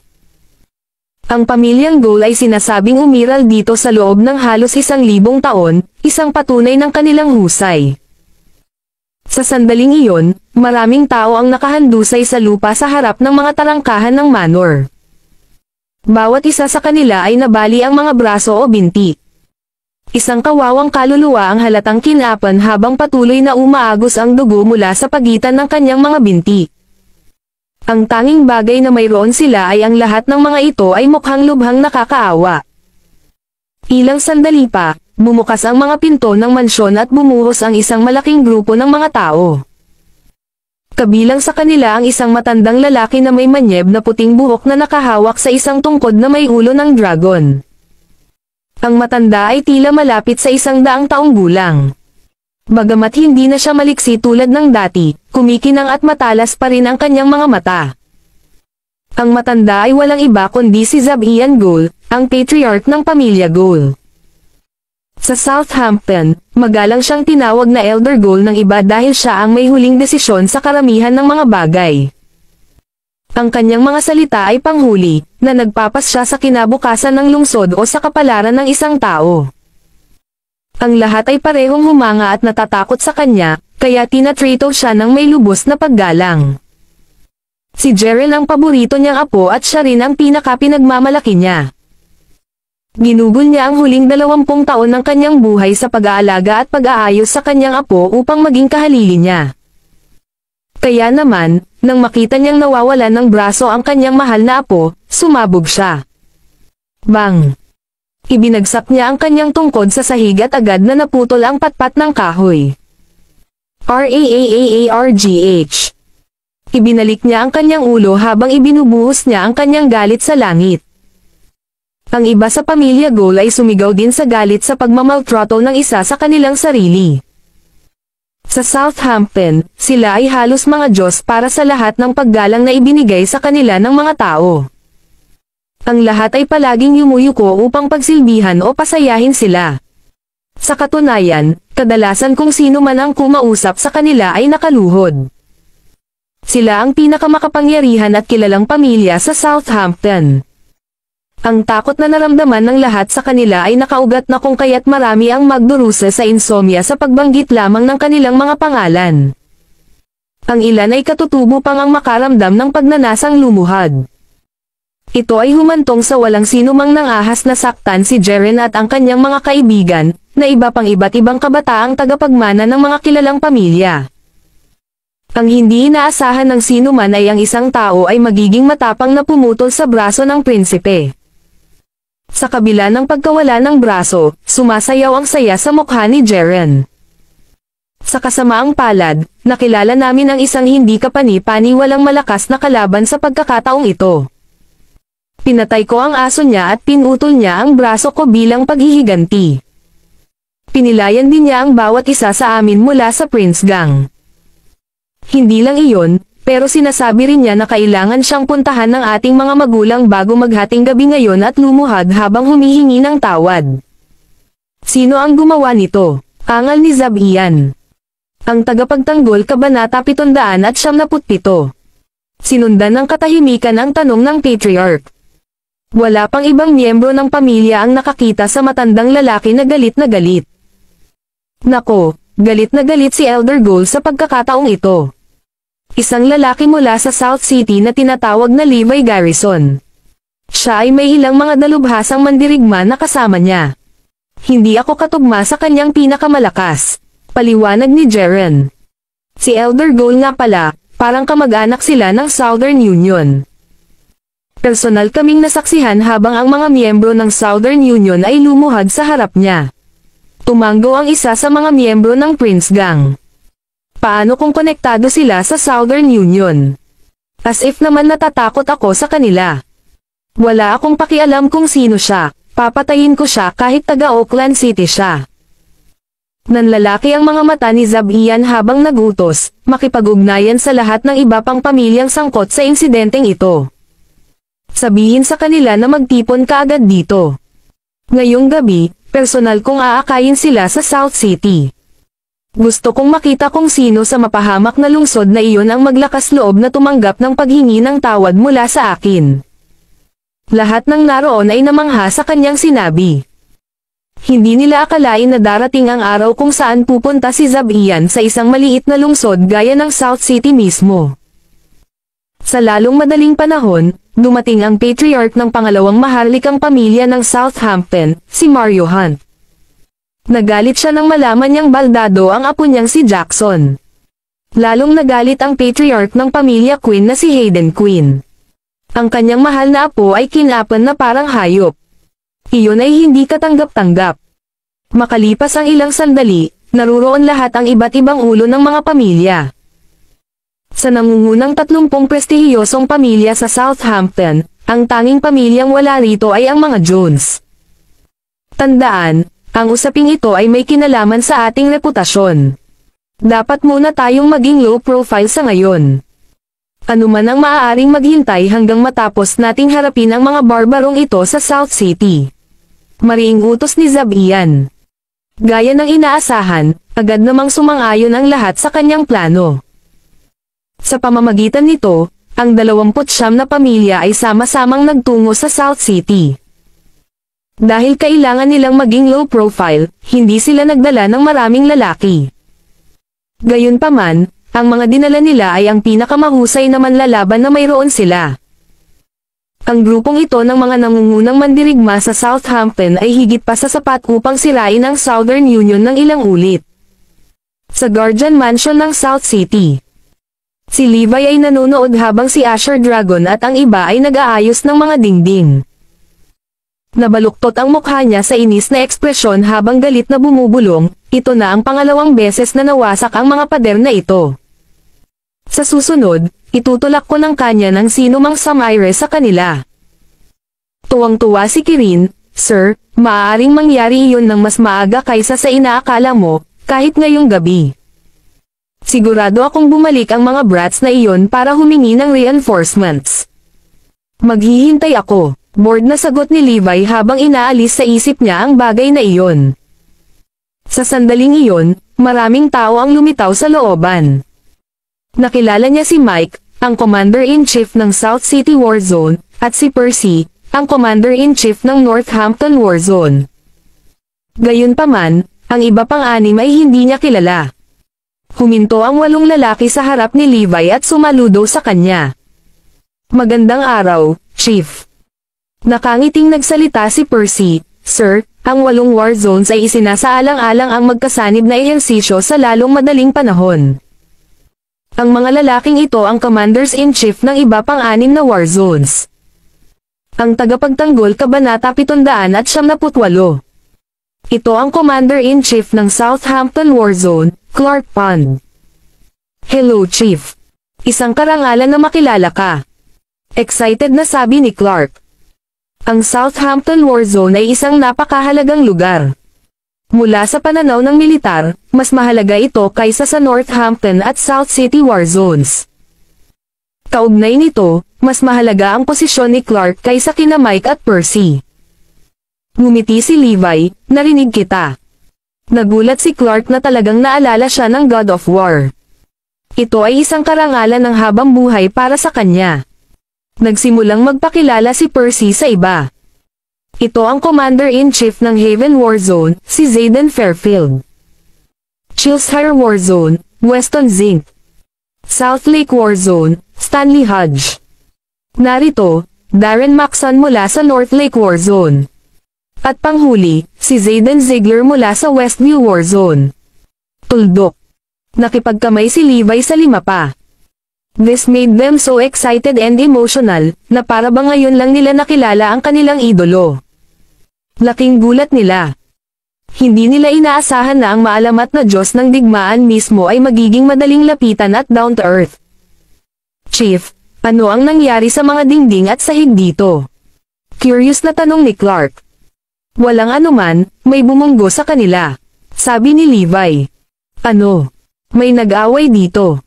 Kailangang huminga ng malalim si Clark at ang iba pang mga pinuno. Una, nagulat sila na may mga taong naglakas loob na lumaban doon. Pangalawa, upang lumikha ng gayong pinsala, ang tao ay dapat na isang master. No big deal, grupo lang sila ng mga bata. Darating ang kanilang mga magulang ngayong gabi para humingi ng tawad. Napangiti si Levi. Sa kanyang mga mata, ang Prince Gang ay talagang isang grupo ng mga bata. Ang kanyang karanasan sa nakalipas na 6 na taon ay higit pa sa naranasan ng maraming tao sa loob ng 60 taon. Masyadong mature ang lalaki, parang isang matandang boogeyman. Magandang malaman na pumunta sila dito para humingi ng tawad. Katangahan kong isipin na may isang taong may lakas ng loob na saktan ka, Chief. Nagtawanan si Clark at ang iba habang sinusundan si Levi papasok ng bahay. Sa lalong madaling panahon, ang 8 war zone ay malapit ng maglunsad ng kanilang magkasanib na ehersisyo.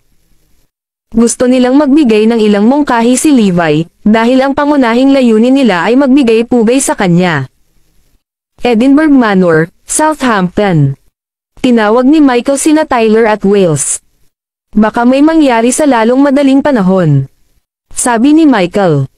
Oh, ano ang nangyayari? Nagtataka silang dalawa na tumingin sa kanilang lolo. Kakatanggap ko lang ng balita na umalis na si Elder Gold sa Southampton.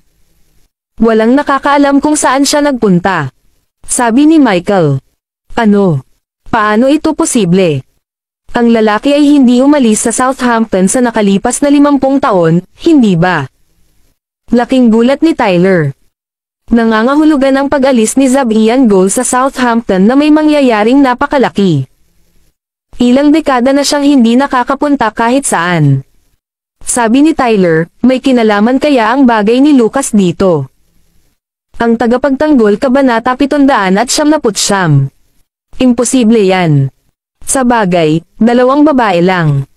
Ano kaya ang nangyari mula doon? At saka, sino pa sa South City ang maglalakas loob na gumawa ng isang bagay kay Lucas? Pabayaan mo na lang si Elder Gold na umalis sa lungsod na ito para sa kanya. Nagpalitan ng tingin sina Michael at Wales. Natitiyak pa rin nila na maayos si Lucas, at si Levi ay hindi makapagdulot ng anumang ripples. Tyler, nag-overthink ka dito. Isipin mo, anong mga alon ang posibleng idulot ni Levi? Hindi napigil ang sabihin ni Michael. Lolo, bakit hindi ako pumunta sa South City para tingnan kung ano ang nangyayari? Mungkahi ni Tyler. Sige, tingnan mo para mas maging kalmado tayong lahat. Kung sakaling may mangyari, makukuha natin ang unang impormasyon. Tumanggo ang matanda bilang pagsang-ayon. Habang pinamunuan niya ang malaking pamilya, puno siya ng mga diskarte. Sa kabilang side, iniulat ni Yagriel Larson ang insidente kay Grover. Ano? Tiyak na pupunta si Zabian Gold sa South City para maghanap ng gulo pagkatapos. Nagulat si Master. Tama, baka dumating na siya. Nag-aalalang sabi ni Yagriel. Hindi yun gagawin. Pupunta ako at pipigilan ko siya. Palihim na nakapasok ang mga tropa ni Zabian sa South City. Gayunpaman, napatigil sila nang pumasok sila sa lungsod. Nang malapit na silang magbulol sa galit, nakilala nila si Grover. Anong ginagawa mo dito, Grover? Malamig na tanong ni Zabian. Bumalik ka ngayon. Malalagay ka sa malalim na gulo. Pinayuhan siya ni Grover. Ha? Alam kong may kaugnayan ka sa taong iyon. Gayunpaman, kahit anong background niya, kukunin ko siya. Hindi makarinig ng kahit ano si Zabian. Huwag ka nang magsabi. Ang desisyon ay ginawa sa sandaling umalis ako sa Southampton. Ang kanyang saloobin ay mas determinado kaysa dati. Hindi man lang siya makumbinsi ni Grover at wala nang pagpipilian kundi bumalik. Napakabilis, dinala ni Zabian ang kanyang grupo sa isang mahiwagang lugar. Ang partikular na lane na ito ay napakatahimik at kakaunti ang populasyon. Madaling gawin ang mga bagay sa mga tahimik na lugar tulad nito. Walang makakaalam kahit may malaking nangyari. Woof woof woof. Ang asong tumatahol sa Guardian Mansion ay nagpaalerto kay Levi at sa kanyang grupo. Dumating na ang mga bisita natin. Napangiti si Levi. Chief, wala ka bang pakialam kung pupunta tayo at tingnan kung sino ang taong ito? Sigurado siyang may lakas ng loob na balbesan ang leon sa kanyang lungga. Si Clark at ang iba ay sobrang curious. Sino ang maaaring kumilos ng napakasama sa harap ni Levi at ginawa ang Guardian Mansion ng isang kasuklam-suklam na estado? Hindi talaga. Sino ang nakakaalam na maaaring siya ay isang taong kilala mo? Napangiti si Levi. Sumunod naman sa likod niya si Clark at ang iba pa. Paglabas ng pinto, nakita nila na ang pasukan ay puno ng mga tao at bawat isa sa kanila ay may mahusay na ugali. Maliwanag, sila ang mga Panginoon ng mga Panginoon. Siguradong mas malakas sila kaysa sa mga mula sa Prince Gang. Ang tagapagtanggol Kabanata 800. Lolo, sila na. Sila ay malakas. Nangunguna sa kanila ang nakatayo sa gitna. Tinuro ni Jeren si Levi. Gayunpaman, hindi niya inaasahan na makakita ng isa pang 8 estranghero na lalabas ng wala saan. Pero wala siyang pakialam. Sa kanyang lolo dito, kahit isang 800 tao pa ay wala na ring silbi. Nang makita si Levi at ang kanyang mga tauhan, itinoon ng mga pinuno ng 29 na nangungunang pamilya sa Southampton ang kanilang mga tingin sa kanilang mga kaaway. Halos hindi na sila makapaghintay na lumunin sila ng buhay. Napakalakas ng loob na pilayan ng isang tao ang kanilang pinakamamahal na anak. Pilit na pinigilan ni Zabian ang kanyang galit at malamig na nagtanong, ikaw ba ang pumutol sa braso ng apo ko? Talaga, ako iyon. Pinatay niya ang aso ko at ang ginawa ko lang ay baliin ang isang kamay niya. Iyon ay napakamaawain sa akin, mahinahong sabi ni Levi. Sinasabi mo ba sa akin na kaya mong pinatay ang apo ko dahil lang sa isang aso? Hindi na magalit si Zabian. Si Jeren, ang pinakamarangal na kabataang talento ng Southampton, ay inihahambing sa isang aso. Paano niya na kaya itong nakahiga? Ang susi ay naputol ang braso ng kanyang apo dahil sa isang aso. Tama, mata sa mata, which is very fair. Gayunpaman, iniligtas ko ang buhay ng iyong apo. Marahil ang buong pamilya Gold ang dapat na magpasalamat sa akin sa halip. Ang linyang iyon ang nagsimula sa lahat. Natahimik silang lahat at hindi makapaniwalang nakatingin sa kanya. Paano niya nasasabi ang ganyan? Kailangan siyang pasalamatan ng pamilya Goal. Tuldok-tuldok. Ito ay hindi maiisip para sa bawat isa sa mga kilalang pamilya mula sa Southampton. Ang lalaki sa kabilang panig ay malinaw na nagdedeklara ng digmaan sa unang pamilya ng Southampton, ang pamilyang Goal. Malaki. Napakatapang mo. No wonder natalo ang apo ko sa'yo. Imbes na magalit, tumawa ng malakas si Zabian. Nakakast mo rin ba si Lucas Queen? Nagpatuloy sa pagtatanong ang patriarch. Oo. Dahil wala siyang kontrol sa ibabang bahagi ng kanyang katawan, kinuha ko ang kontrol. Walang pakialam na sagot ni Levi. So, pilayan mo ang buong Prince Gang. Pinaikit ni Zabian ang kanyang mga mata. Oo, ginawa ko.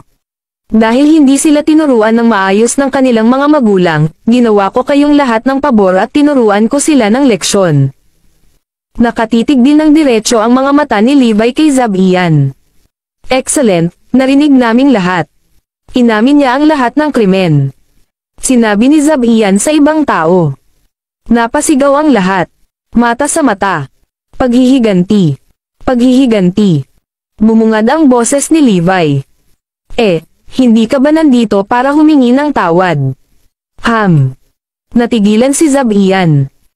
Bago ko sila pinakawalan, sinabi ko sa kanila na dalhin ang kanilang mga magulang dito para lumuhad at humingi ng tawad. Matigas na sagot ni Levi, dapat pasanin ng mga magulang ang mga kasalanan ng kanilang mga anak. Hindi ka ba pumayag? Nagulat ang lahat ng mga pinuno. Pinipilit niya talaga sila ngayon. Abangan ang mga susunod pang mga kabanata. Please comment, like, and share, mga ka-master, para updated ka sa aking mga susunod pang mga videos.